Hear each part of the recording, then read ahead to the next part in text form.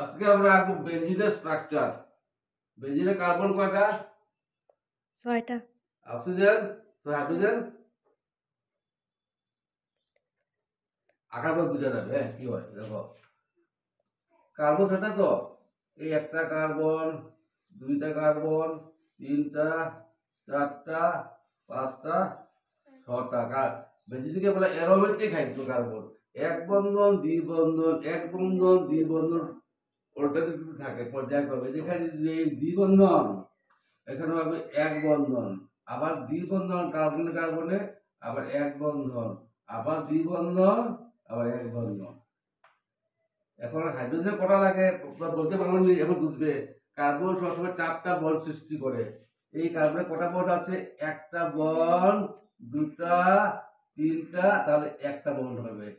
কার্বনের 4টা bond. Clear? এই কার্বন দেখো কটা বন্ড আছে?